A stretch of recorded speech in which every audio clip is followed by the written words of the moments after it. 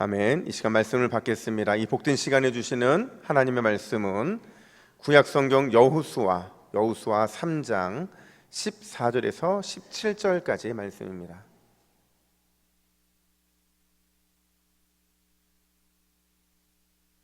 여호수아 3장 14절부터 17절까지 인생 위기가 주는 숙제라는 제목으로 오늘 말씀을 받겠습니다. 우리 14절부터 17절까지 교독해 읽겠습니다. 백성이 요단을 건너려고 자기들의 장막을 떠날 때에 제사장들은 언약궤를 메고 백성 앞에서 나아가니라. 요단이 곡신 거두는 시기에는 항상 언덕에 넘치더라. 궤를 맨 자들이 요단에 이르며 궤를 맨 제사장들의 발이 물가에 잠기자 곧 위에서부터 흘러내리던 물이 그쳐서 사라단에 가까운 매우 멀리 있는 아담 성읍 변두리에 일어나 한 곳에 쌓이고 아라바의 바다 연매로 향하여 흘러가는 물은 온전히 끊어지매 백성이 여리고 앞으로 바로 건널세. 여호와의 언약궤를 맨 제사장들은 요단 가운데 마른 땅에 굳게 섰고 그 모든 백성이 요단을 건너기를 마칠 때까지 모든 이스라엘은 그 마른 땅으로 건너갔더라. 아멘. 할렐루야. 우리 옆에 분들에게 인사하겠습니다. 주님과 함께 말씀과 함께 무더위를 정복합시다. 주님과 함께 말씀과 함께 무더위를 정복합시다. 할렐루야. 여러분, 제가 그림 하나 보여드릴 텐데요. 여러분, 이게 럭비공인 건 다 알고 계시죠? 이 럭비공 하면 여러분 뭐가 떠오르세요? 저는 인생이 떠오르더라고요. 왜 럭비공을 인생에 비유하느냐? 어디로 튈지를 모르잖아요. 그러니까 럭비공이 동그랗게 생겼으면 그냥 그대로 굴러가면 되는데 이게 약간 투박하게 생겼잖아요. 한쪽으로 기울어져서. 그래서 어디로 튈지 모르는 예측 불허의 삶, 그걸 보여주기 위해서 이 럭비공을 인생에 비유를 하는 겁니다. 물론 우리의 대부분의 일상은 그냥 평범해요. 그렇죠? 만약 여러분 우리의 인생이 항상 럭비공이라고 한다면 여러분 어떠실 것 같으세요? 와, 오늘 롤러코스터 타는 것 같잖아요. 오늘도 럭비공, 어디로 튈지 모르고 내일도 럭비공, 어디로 튈지 모르면 아마 우리 인생 굉장히 피곤할 겁니다. 근데 우리는 일상은 되게 평범해요. 그러다가 간혹 그 평범을 깨는 이 럭비공 같은 이상한 방향, 그쪽을 튀길 때가 가끔씩 있는데 우리는 이걸 뭐라고 부르냐면 인생의 위기라고 불러요. 제가 대전에 살 때인데요, 한 8년, 7년 전인 것 같아요. 제가 13층으로 이사를 한 적이 있어요. 근데 이제 13층에 살다 보니까 바로 위에 이제 14층이 마지막 층인데 엘리베이터를 타고 위에서 쭉 내려오면 이제 사람들을 자주 만나잖아요. 근데 저희 이 라인 8층에 백인 여성이 사셨어요. 근데 그 백인 여성이 항상 함께하고 있는 동물이 있었는데 제 허리 정도 올라오는 큰 애완견이었어요. 여러분, 이 애완견들이 일단 같은 공간에 있으면 어떤 느낌이에요? 무섭죠. 물론 걔는 약간 눈이 처진 강아지라서 덜 무서웠는데, 그래서 저는 강아지 별로 안 좋아하거든요. 근데 늘 이제 그 백인 여성이 함께 타는데 뭐 강아지를 데리고 타지 말라고 말을 못 하겠는 거예요. 왜요? 영어가 안 돼서. 영어가 안 돼서 말을 못 하겠는 거예요. 그래서 늘 그분하고는 가볍게 눈인사만 합니다. 눈으로 굿모닝. 그러면 그분도 저한테 고개 살짝 숙여서 인사하고 이랬는데, 하루는 제가 이제 13층에서 내려오는데 8층에서 그 백인 여성이 또 그 강아지를 데리고 탄 거예요. 근데 그 강아지가 굉장히 저를 그날따라서 기분이 나빴는지 막 째려보는 겁니다. 제가 사실은 딱 그런 마음이 들면 같이 탄 저희 초등학교 2학년짜리 그 아들을 챙겨야 되는데 저도 무서운 거예요. 개에 대한 안 좋은 추억이 많다 보니까 개가 이렇게 눈을 흘겨봐도 저는 되게 무섭거든요. 근데 그 강아지가 아니나 다를까 이 반가워서 그랬는지 주인을 보호하려고 그랬는지 갑자기 저한테 막 달려들려고 하는 거예요. 제가 순간 놀래가지고 움찔해가 뒤로 물러섰는데 더 놀란 건 뭐냐면 제가 아무 말도 못 하겠더라고요. 왜냐하면 그 강아지의 주인이 우리나라 사람이라고 그랬어요? 아니죠. 외국인이니까 이 강아지가 영어를 쓰는 강아지인지 한국말을 쓰는 강아지인지를 모르겠는 거예요. 그래서 제가 너무 저도 놀래가지고 이러고 있는데 그 순간 그 백인 여성과 저희 아들이 동시에 소리를 지르는 거예요. 뭐라고 소리를 질렀냐면 이 백인 여성은 No 아마 그랬던 것 같아요. 저희 기억도 안 나요. 근데 어쨌든 영어 했어요. 그리고 저희 아들도 그 순간 똑같이 안 돼! 딱 이랬는데요. 놀라운 건 뭐냐면 그 말을 듣고 이 강아지가 멈췄다는 거예요. 제가 그때 알았어요. 이 강아지는 국제적인 강아지구나.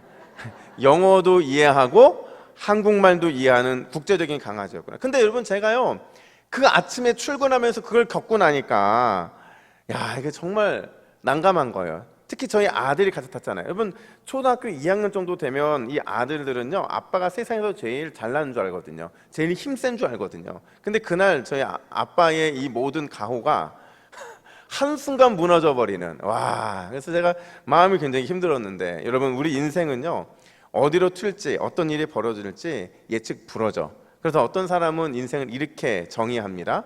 인생은 위기의 연속이다. 그러니까 크던 작던 늘 위기와 함께 가는 게 바로 인생이라는 겁니다. 여러분 오늘 본문도요 그 위기에 대한 이야기예요. 이스라엘 백성들이 출애굽했잖아요. 40년을 보냈는데 이 홍해 바다를 건너는 그 사건 이후로 아마 가장 큰 위기가 아닐까 싶어요. 왜냐하면 홍해도 그렇지만 오늘 이 사건도 직진밖에 없어요. 분명히 위기는 있거든요. 우리 그 앞에 위기는 있는데 그 위기는 죽든지 살든지 무조건 직진만 해야 하는 그런 상황이었던 거죠. 그 위기가 뭐냐? 요단강 도하. 그러니까 요단강을 건너는 바로 이 위기가 그 앞에 놓여 있는 거예요. 여러분 광야 40년을 마무리하고 이제 그 요단강만 건너면 가나안 정착을 할 수 있는데 근데 문제는 그 요단강이 그들의 앞을 가로막고 있다는 거죠. 그러니까 반드시 이스라엘 백성들은 이 요단강을 넘어야만 그 위기를 극복할 수 있고 요단강을 도하해야만 그 장애물들을 치울 수 있기 때문에 그건 어떻게 할 수가 없는 거였어요. 근데 제가 여러분 그 요단강을 한번 가봤잖아요. 근데 제가 요단강 가고 나서요 솔직히 좀 실망했어요.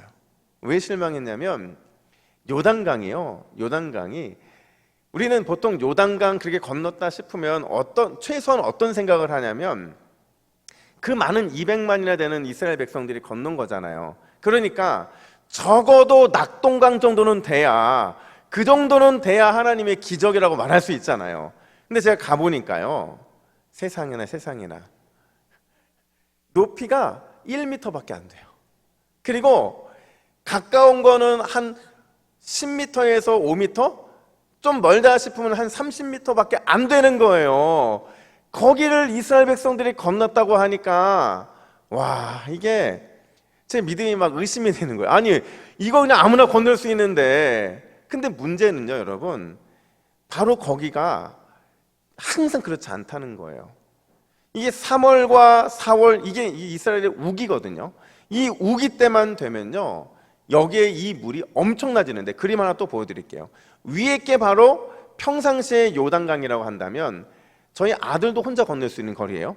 근데 그 밑에 있는 거는요 3월과 4월 비가 엄청 많이 내렸을 때의 요단강의 모습이라는 거죠. 높이도요 적게 3, 4m죠. 어떤 데는 10m가 넘는 곳도 있었고요. 더 놀라운 건 이 거리가 1m 아니 10m 점점점 넓어져서요 나중에는 거의 한 2km까지 되는 엄청난 이런 길이까지 늘어난다고 하더라고요. 여러분 보세요. 원래 강이 아니었던데 강이 되니까요 이 경사도가 얼마나 가파르겠어요.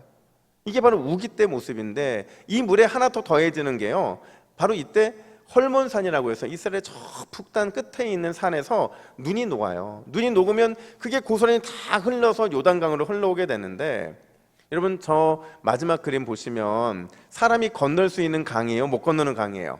못 건너는 강이죠. 도저히 사람이 건널 수 없는 강이라는 거죠. 이 강수의 문제가 이스라엘 백성들 앞을 가로막고 있었다는 거죠. 근데 단순히 이런 강수 문제뿐만이 아니라 이스라엘 백성들 안에는 처리해야 될 난감한 상황들이 참 많이 있어요. 이게 바로 이스라엘 백성들이 지금 위기에 처했다고 말하고 있는 근거인데요. 몇 가지만 살펴보면 우선 모세의 상을 치른 지 얼마 되지 않았다는 사실을 우리는 기억을 해야 돼요. 여러분 모세가 죽은 지 얼마 되지 않았다는 게 무슨 의미일까요? 이거는요 아직도 이스라엘 백성들 안에서는 리더십 문제로 불안해하고 있다는 거예요. 그러니까 리더십의 문제가 발생한 거죠. 물론 여호수아가요 새로운 리더로 세운 바 된 게 맞아요. 그리고 공식적으로 후계자로 인정도 받았어요. 그럼에도 불구하고 아직은 그가 온 백성들이 의지할 만한 그런 리더는 아니었다는 겁니다. 여러분, 그런 미완의 리더와 함께 넘치기 일보 직전인 이 요단강을 건너간다? 이건 말이 되지 않는다는 거죠. 또 다른 문제가 하나 더 있었어요. 두 번째 문제인데, 이게 뭐냐면 그들은 가나안 땅에 대한 정보가 거의 없었다는 겁니다. 가나안 땅에 대한 정보가 거의 없었다는 거예요. 여러분, 이스라엘 백성들이 요단강을 건너기 전에 분명히 정탐꾼 보내긴 했어요. 근데 이 정탐꾼이요, 정탐꾼으로서의 역할을 잘 감당했을까요? 못했을까요? 못했어요. 왜요? 라합의 집에 숨어 있다가 걸렸잖아요. 그러다 보니까 정확하게 이 가나안 땅 전체의 정보를 본 것도 아니고, 그렇다고 여리고라는 그 동네의 모든 것들을 본 것도 아니었다는 거죠. 지금 이스라엘 백성들이 요단을 건너면 바로 가나안 땅에 들어가게 되는데, 그들의 손에 주어져 있는 정보는 언제적 정보였을까요, 여러분? 40년 전 모세가 정탐꾼을 보내서 받아온 그 정보, 그거밖에 없었다는 거죠. 이 40년 전의 정보밖에 없는데 그것 의지해서 생명을 걸고 요단강을 도하한다? 이건 사실 상식적으로 말이 되지 않는 거라는 거죠. 근데 가장 큰 문제는 뭐냐면요, 이 모든 문제의 초점이 제사장들에게 모여져 있었다는 거예요. 우리 13절 말씀을 한번 읽어볼까요? 13절입니다. 시작. 온 땅의 주 여호와의 궤를 맨 제사장들의 발바닥이 요단물을 밟고 멈추면 요단물 곧 위에서부터 흘러내리던 물이 끊어지고 한 곳에 쌓여 서리라. 아멘. 분명히 기적을 약속하고 있거든요. 근데 이 기적을 하기 위해서 필요한 게 뭐냐면 제사장들의 믿음이었어요. 어떤 믿음이냐? 가장 먼저 맨 앞에서 범람하기 일보 직전의 상태인 그 물에 몸을 맡기는 거예요. 그렇게 몸을 맡기는 바로 이 믿음의 요구를 하고 있다는 거죠. 근데요, 단순히 그런 요구만 하고 있는 게 아니라 더 무서운 요구도 하는데, 우리 17절 상반절 말씀도 같이 있습니다. 시작. 여호와의 언약궤를 맨 제사장들은 요단 가운데 마른 땅에 굳게 섰고. 여러분, 이게 무슨 얘기냐면요, 제사장들이요 이 언약궤를 어깨에 메고 백성들이 다 건너기까지 어디 한가운데 있으라는 거예요? 요단강 한가운데 있으라는 거예요. 아까 봤잖아요, 어마어마한 많은 물이거든요. 그런데 그 물들이요, 이 상상해보면 이런 거거든요. 좌우에 멀리 있긴 해도 다 물벽이 세워져 있는 거예요. 근데 그 물벽을 보고 있는 것만으로도 두려운데, 그 물벽이 언제 물이 되어 강물이 돼서 자신들을 덮칠지 모르는데, 근데 200만이나 되는 이 모든 백성들이 건너가기 전까지 무작정 거기에 서 있으라는 거죠. 그게 쉽겠냐는 거예요. 자, 정리해요. 여러분, 엄청난 물이 그들을 가로막고 있었어요. 그들에게 있어서는 지도자도 부족했어요. 가나안 땅에 대한 정보도 없었어요. 이 모든 초점들이 제사장에 몰려 있다 보니까 제사장들이 결단을 못하면 이 일들은 불가능했다는 거예요.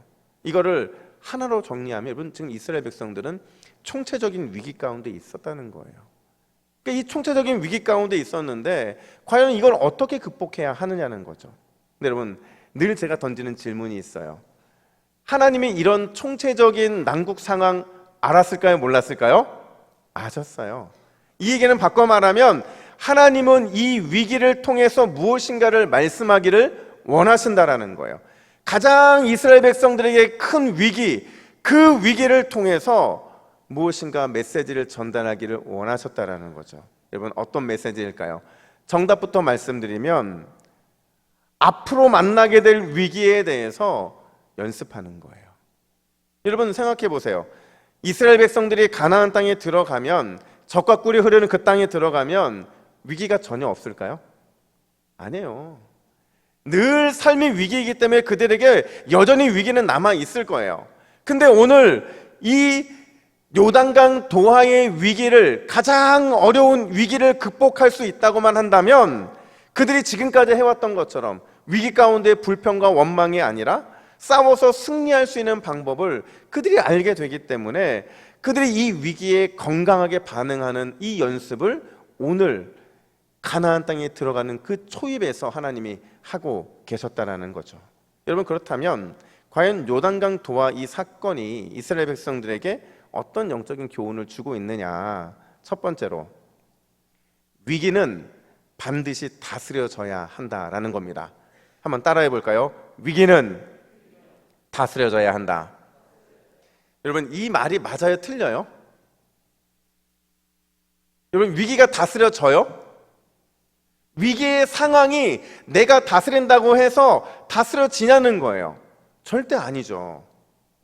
그럼 위기는 다스릴 수 없는 건데 다스려야 된다는 거예요. 그러니까 이건 무슨 말이냐면요, 인간의 한계, 그 위기를 다스릴 수 있는 능력은 우리에게 없지만 관점을 바꿔보는 거죠. 뭘 다스려야 되느냐? 우리의 마음과 우리의 속사람을 다스려야 된다는 거예요. 여러분 보세요. 우리가 삶에서 만나는 재정의 위기 만나죠. 또 건강의 위기 만나죠. 또 관계의 위기 만나죠. 자녀들의 위기 만나죠. 수많은 것들이 다 위기인데 이게 우리의 힘으로는 감당이 안 되는 거라는 거예요. 위기를 다스릴 수 없어요. 내 자신 하나도 다스릴 수 없는데 어떻게 이 환경적인 위기를 다스릴 수 있냐고요. 근데 여러분, 다스릴 수 있는 방법이 있는데 우리의 마음, 우리의 속사람을 다스릴 때 위기는 반드시 다스려지는 줄로 믿습니다. 여러분, 오늘 이 본문을 포함해서요, 이스라엘 백성들이 요단을 도하하는 이 내용이 3장 1절부터 5장 1절까지의 내용인데요, 제가 이거 보면서 깜짝 놀랐잖아요. 왜냐하면 여기에 자꾸 반복되는 단어가 하나가 있어요. 그게 뭐냐면 바로 건너다라는 단어인데, 이게요 자그마치 제가 센 것만 해도 20번이 넘더라고요. 그러니까 20번이 넘게 반복해서 건넌다, 이게 히브리어로 아바르라는 단어인데 이게 계속 반복해서 쓰여지고 있다는 거예요. 특별히 오늘 본문만 보더라도요, 14절 보세요. 백성이 요단을 건너려고 했다, 이렇게 말하고 있고, 16절 보면 백성이 여리고 앞으로 바로 건너세, 이렇게 말하고 있고, 17절을 보면 모든 이스라엘은 그 마른 땅으로 건너갔다, 이렇게 말하고 있거든요. 오늘 이 짧은 4절 안에서도 3번이나 아바르, 건너다라는 게 반복되고 있는데, 여러분, 이 반복이 뭘 의미할까요? 왜 자꾸 건넌다, 건너야 된다, 건넜다 이런 표현이 반복된 줄 아세요? 이거는요, 피할 수 없는 숙제이기 때문에 그래요. 반드시 건너야만 한다는 거예요. 지금 너희 앞에 어마어마한 이 요단강이 놓여 있지만 그거는 반드시 건너야 되는 게 너희의 숙제라는 거죠. 왜요? 건너지 못하면 너희가 가나안 땅에서 그 어떤 축복도 누릴 수 없고 어떤 열매도 얻을 수 없고 그 어떤 은혜도 누릴 수 없다는 게 하나님의 뜻이기 때문에 그래요. 여러분, 그들이 건너야 될 이 요단강, 이 요단강이 영적으로 뭘 상징하는 줄 아세요? 이 요단강은 그들의 믿음을 무너뜨리는 두려움을 상징하는 거예요. 두려움을. 이 두려움이라는 감정을 넘어서지 못하면 절대로 그들은 어떤 영적인 싸움을 승리할 수 없다는 거거든요. 이 두려움의 감정을 극복하지 못하면 그 어떤 위기도 승리로 만들 수 없다는 거예요. 왜냐하면 이 두려움을 정복하는 것이, 이 두려움을 다스리는 것이 모든 영적인 싸움의 첫 관문이기 때문에 그렇다는 거죠. 이 관문을 통과하느냐 통과하지 못하느냐, 그게 위기를 다스리느냐 위기에 우리가 정복되느냐를 결정짓기 때문이라는 거예요. 여러분, 저에게도요 극복하기 어려운 두려움이 있어요. 이게 저도 이것만 보면 참 너무 힘든데, 그게 뭐냐면요, 여러분, 고소공포증이라고 아세요? 높은 데 있으면 괜히 저 지금도 되게 불안하거든요. 여러분도 높은 데 있으니까. 근데 제가 얼마나 이 고소공포증이 심하냐면요, 얼마 전에 우리 교육자들하고 같이 우리나라에서 가장 높다고 하는 롯데타워를 올라간 적이 있거든요. 근데 롯데타워에 올라가는데 그게 555m예요. 층수로는 한 120층 정도 되는데 그냥 바닥 다 그냥 이렇게 색깔로 만들면 좋은데 거기를 뚫어놨어요. 그러니까 그냥 이 투명 유리로 해놓은 거죠. 와, 제가 거기를 교육자들 같이 갔잖아요. 담임 목사인데 담대하게 건너야 되는데 거기 되게 무섭더라고요. 그래서 제가 거기를 보면서 야, 내 여전히 이 고소공포증이 내 안에 있구나. 근데 제가 제 인생에서 고소공포증을 정복했던 사건이 있어요. 그 사건이 언제냐면 군대에서 처음 유격을 갔을 때였어요. 유격에 가면 지상에서 하는 훈련이 있고 하늘에서 하는 훈련이 있거든요. 하늘이라 봤자 한 10m, 20m 위에 있는 그런 높이에서 뭔가 하는 것들인데요. 와, 제가 이건 정말 못하거든요. 근데 그걸 안 하면 같이 있는 이 장병들이 힘드니까 어떻게든 해야 되는 거죠.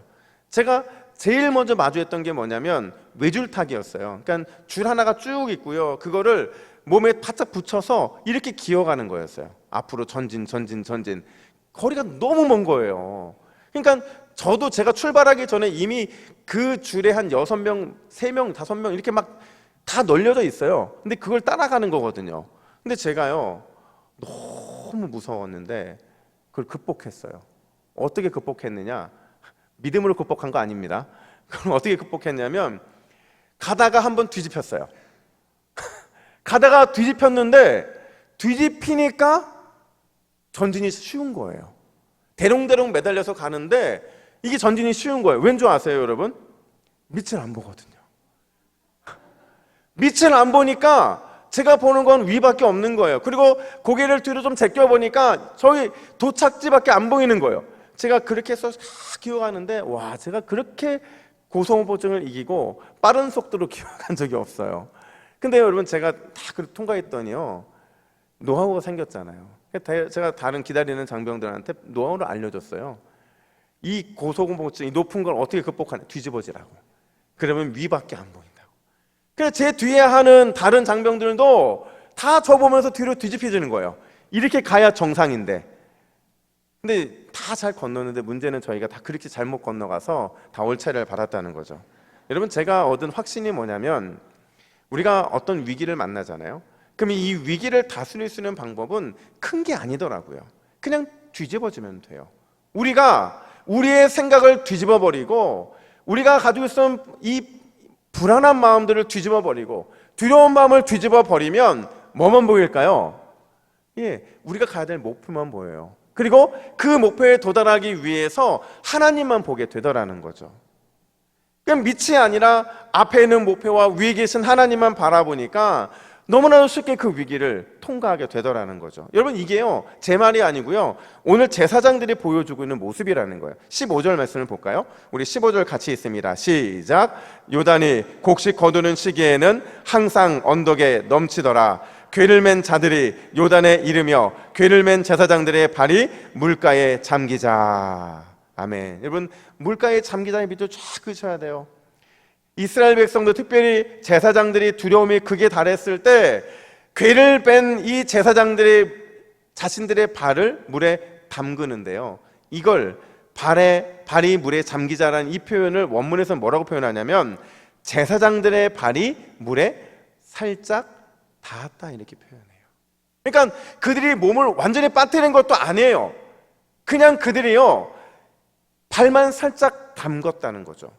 이게 뭐냐면요, 그들은 이 첫 관문, 두려움의 마음을 믿음으로 도전하고 있다는 거예요. 그 믿음으로 도전을 하니까, 그러니까 마음을 뒤집어서, 그냥 본성을 뒤집어서 발을 한번 담궈 보니까 그 밑에 있는 넘실거리는 강물이 보이는 게 아니라 뭐가 보인다고요? 앞에 있는 가나안 땅이 보이고 위에 계신 하나님, 구원의 하나님이 그들에게 보이더라는 거예요. 근데 여러분, 이 작은 뒤집는 변화가요, 어떤 놀라운 변화를 일으켰느냐? 16절, 우리 중요한 단어들만 함께 있습니다. 시작. 물이 그쳐서 한 곳에 쌓이고 온전히 끊어짐에 백성이 건널세. 아멘. 여러분, 마치 출애굽할 때 홍해가 갈라졌던 것처럼 이 똑같은 구원의 역사가 일어났다는 거예요. 뭐가 이런 역사를 변화하게 만들었다고요? 밑이 아니라 앞에 있는 목표, 위에 계신 하나님을 바라보니까 이 놀라운 역사가 이루어졌다는 거죠. 그리고 이런 제사장들의 본 때문에, 믿음의 본 때문에 모든 백성들이 이 요단강을 건너서 가나안 땅에 들어가게 됐다라는 겁니다. 사랑하는 여러분, 하나님은요, 우리가 당당하게 두려움의 요단강을 건너기를 원하시는 줄로 믿습니다. 물론 우리들은 다 달라요. 우리가 느끼는 위기 다 다르고요, 위기의 정도 다르고요, 종류 다 달라요. 하지만 어떤 이 위기가 있다 할지라도 거기에 두려움을 느끼는 게 아니라 이 두려움의 요단강을 믿음을 갖고 건너기를 원하시는 거예요. 그래서 두려움의 감정을 정복하기를 원하신다고요. 여러분, 특별한 방법이 아니라고 그랬어요. 어떻게 하면 이 위기를 극복할 수 있다고요? 밑이 아니라 앞에 있는 목표를 바라보고 가나안 땅을 바라보고 위에 계신 하나님을 바라보면 우리 인생에 있는 수많은 위기는 다 물러가고 오직 주님이 주시는 요단강 도하의 기쁨만이 남아 있을 줄로 믿습니다. 여러분, 이번 한 주 우리는 그 마음을 가져야 돼요. 제가 여러분 지난주에 여러분들에게 요청한 게 있었잖아요. 아빠, 아버지, 그분을 우리가 자주 부르면 하나님이 우리에게 너무 큰 은혜를 주실 거라고 제가 말씀드렸잖아요. 마찬가지예요. 이번 한 주 우리가요, 앞에 계신 예수님 바라보고 위에 계신 하나님 바라보면 그 믿음은 반드시 두려움의 요단강을 건너고도 남게 하는 믿음으로 변화될 줄로 믿습니다. 그 믿음 가지고 우리는 승리해야 된다는 거죠. 뿐만 아니라 두 번째로, 위기를 건강하게 극복하기 위해서 우리에게 필요한 게 뭐냐? 기왕 하려면 앞서야 된다는 거예요. 그러면 하나님의 큰 그림을 보게 된다라는 거죠. 따라해 볼까요? 하나님의 큰 그림을 봅시다. 여기서 중요한 건요, 앞서 간다는 거예요. 앞서 간다. 여러분, 하나님의 큰 그림을 본다는 걸 좀 유식한 말로 표현하면 하나님의 섭리라고 말할 수 있고요, 하나님의 계획이라고 말할 수 있고, 하나님의 경륜이라고 말할 수 있어요. 이걸 한마디로 바꿔 말하면 하나님의 구원의 역사라는 거죠. 하나님이 우리를 왜 구원하셨는지, 우리를 어떻게 인도하시고 있는지, 우리를 위해 어떤 위대한 일들을 행하고 계신지를 보는 눈, 그게 바로 하나님의 큰 그림을 본다, 이렇게 표현을 한다는 거죠. 여러분, 오늘 본문에 보면 직접 자신들의 눈으로, 또 직접 자신들의 몸으로, 또 직접 자신들의 마음으로 하나님의 그 일하심, 위대한 역사를 본 사람들이 등장을 해요. 경험한 사람들이 등장해요. 그게 누구냐? 바로 제사장들이라는 거예요. 하나님이 그들에게 어떤 명령을 주셨냐면요, 우리 4절 말씀을 같이 읽어볼까요? 4절입니다. 시작. 그러나 너희와 그 사이 거리가 2000규빗쯤 되게 하고 그것에 가까이 하지는 말라. 그리하면 너희가 행할 길을 알리니 너희가 이전에 이 길을 지나보지 못하였음이니라 하니라. 아멘. 여러분, 지금 제사장들에게 주어져 있는 이 특수한 임무는요, 사실 말은 되게 쉬운데 누구든지 앞서기 힘든 일들이에요. 왜냐면요, 뭘 말하고 있냐면 백성들보다 너희가 항상 앞에 가야 된다는 거예요. 근데 앞에 가는데 얼마만큼 앞에 가라고 말하냐면 2000규빗이래요. 여러분, 2000규빗이 얼마나 되는 줄 아세요? 거리가? 한 900m 됩니다. 그러니까 정확하게 따지면 한 912m 정도 되는데, 이걸 제가 그림으로 설명해 드릴게요. 그림 보시면, 자, 아까 그림이잖아요. 밑에 그림인데 이게 만약에 1.6km라고 하는 이 요단강을 건너는 이 도하 사건이라고 한다면 별표 보이시죠? 그러니까 제사장들이 발을 담가서 중간을 넘어 3분의 2 지점까지 와야만 그때 누가 요단강 건너기를 출발한다는 거예요? 이스라엘 백성들이. 이게요, 백성들의 입장에서는 안전하게 느껴졌을 거예요. 아, 그렇지, 제사장들이 먼저 시범삼아 갔으니까 우리가 그 길만 따라가면 우리 죽지 않겠지, 이런 마음으로 참여할 수 있겠지만, 여러분, 이게 어떤 큰 변화를 일으키냐면요, 어떤 차이를 만들어내냐면 제사장들과 한참 뒤에 따라오는 백성들 사이에서 하나님의 구원의 역사, 하나님의 구원의 방법, 하나님의 구원의 손길을 누가 더 많이 깨닫고 경험했을까요? 당연히 앞서간 제사장들만 경험한 거예요.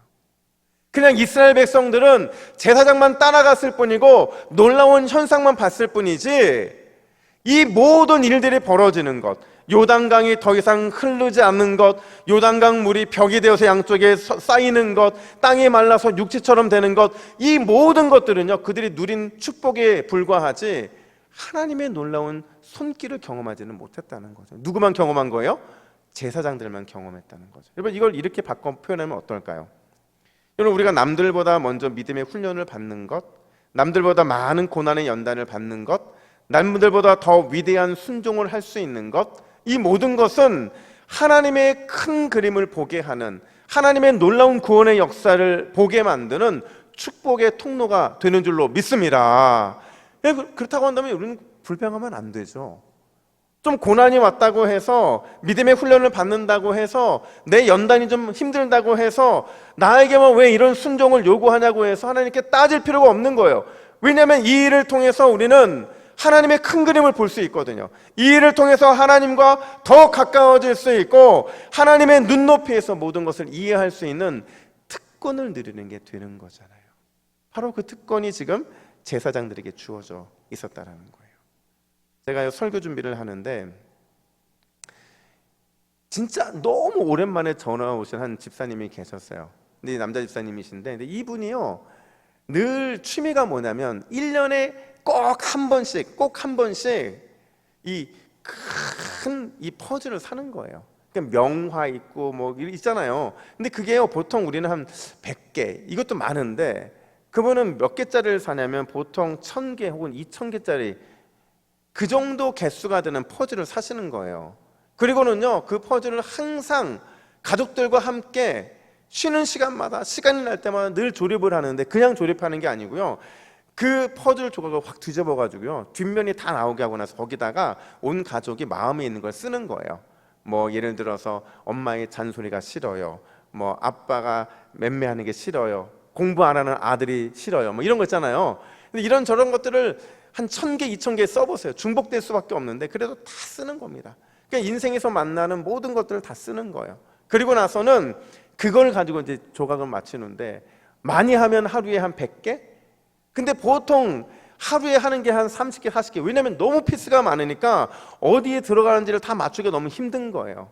근데 여러분, 만약 저희가 가족의 입장에서 내가 지금 겪고 있는 힘든 일들, 뭐 공부하는 게 성적이 안 올라오는 그 일들, 그 피스에 적혀 있는 피스를 그 자리에 붙여놓고, 또 기쁜 일도 붙여놓고, 여러 가지 일들을 다양하게 다 붙여놓고, 그리고 나서 그게 완성됐을 때 그림을 한번 생각해 보세요. 여러분, 아이들의 마음은 어떤 마음이겠어요? 내가 지금 겪고 있는 이 일이 가장 커 보이고, 이게 정말 대단해 보이고, 이게 엄청나게 무서워 보이지만, 큰 그림을 놓고 보니까 그냥 아주 작은 몇천 개 중에서 하나밖에 안 되는 그런 조각이더라는 거죠. 그래서 제가 그 집사님이 전화 와서 저한테, 제가 처음 물어봤던 게 그거예요. 집사님, 지금도 퍼즐 조각 지금도 하세요? 지금도 한다고 하더라고요. 그래서 제가 그분을 보면서, 야, 이게 참 이 퍼즐이 얼마나 그 가정에 좋은 가풍이 되는지를 보게 되더라고요. 똑같은 걸 했던 사람이 있어요. 구약의 하박국 선지자인데요. 여러분, 제가 하박국을 얼마나 좋아하냐면, 하박국 너무 솔직해요. 하나님을 대할 때 마음에 막힘이 없어요. 그냥 정말 하나님을 아버지라 생각하고 다 마음을 털어놓는 사람인데, 그가 자신의 형편을 이렇게 설명을 해요. 뭐라고 설명하느냐, 우리 한번 같이 한번 읽어볼까요? 시작. 무화과 나무, 포도나무, 죄송합니다. 요거 아니고 앞에 건데, 예, 잘못 보여줬어요. 제가 설명드릴게요. 무화과 나무, 포도나무, 올리브 농사 실패하는 고난을 당했습니다. 밭에서 거둬들일 일 하나 없는 어려움도 당했습니다. 심지어 기르던 가축들이 하루아침에 다 죽었습니다. 근데 바로 이런 상황에, 이 위기 상황에 하박국이 뭐라고 고백을 하느냐, 하박국 3장 19절 말씀 같이 있습니다. 시작. 주 여호와는 나의 힘이시라. 나의 발을 사슴과 같게 하사 나를 나의 높은 곳으로 다니게 하시리로다. 할렐루야. 이게 무슨 말이냐면요, 늘 위기 가운데 살아가는 우리 인생이 사슴 같다는 거죠. 그럼에도 하박국이 감사할 수 있는 게 뭐예요? 주 여호와가 그런 사슴 같은 나에게 힘이 되어 주신다라는 거예요. 비록 우리 인생이 위기와 고비고비를 넘어야 되는 수고는 해야 돼요. 마음의 힘듦과 어려움도 경험해야 돼요. 하지만 그 수고를 통해서 하나님은 우리로 하여금 높은 곳에 서게 하신다라는 거죠. 그 높은 곳이 어디예요? 하나님의 큰 그림을 볼 수 있는 곳, 하나님의 눈높이를 이해할 수 있는 곳, 하나님과 더욱 가까워질 수 있는 그 높은 곳에 그 위기가 우리를 세운다라는 겁니다. 사랑하는 여러분, 우리 앞에 어떤 요단강이 놓여 있든지 반드시 그 요단강, 그 요단강의 두려움을 우리가 넘고 극복해야 되는 줄로 믿습니다. 그러면 세 가지만 기억하세요. 첫 번째, 밑을 보지 않고 앞만 본다. 두 번째, 위에 계신 하나님만 바라본다. 세 번째, 기왕에 넘어야 될 것이라면 어디에 선다고요? 맨 앞에 선다. 다시, 밑이 아니라 어디를 바라본다고요? 앞만 바라본다. 두 번째, 위에 계신 하늘의 하나님만 바라본다. 세 번째, 기왕에 넘어야 될 거라면 어디에 서서 넘으라고요? 제일 먼저 앞에 서서 넘는다. 그러면 우리 인생을 향한 하나님의 그 마음이 이해가 될 거고요, 하나님의 큰 그림을 보게 될 것이고, 하나님과 더욱 가까워지는 계기를 누리게 될 줄로 믿습니다. 이번 한 주도 이 믿음 갖고 승리하는 저와 여러분 되기를 예수님의 이름으로 축복합니다. 함께 기도하겠습니다. 하나님 아버지, 우리 인생에 놓여있는 두려움의 요단강, 하나님, 우리가 늘 이 요단강에 직면할 때마다 넘어지고 또 넘어졌던 기억들이 우리 안에 있음을 고백합니다. 지금까지 인생 요단강으로 두려워하는 인생을 살았다면 이제는 나의 힘이 되어주시는 주 여호와 하나님만 의지하여 그 요단강을 건너기에 성공하는 우리 모두가 될 수 있도록 인도하여 주시옵소서. 하나님, 그러기 위해서 앞만 바라보기를 원합니다. 위에 계신 하나님만 바라보기를 원합니다. 제사장들처럼 먼저 앞서 믿음으로 나아갈 수 있도록 우리에게 용기와 결단을 허락하여 주시옵소서. 그래야 이번 한 주 우리 인생을 향한 하나님의 마음과 그분의 뜻과 그분의 계획을 온전히 깨닫는 우리 모두가 되게 하여 주시옵소서. 이 모든 말씀 우리의 유일한 소망이신 예수 그리스도의 이름으로 기도하옵나이다. 아멘.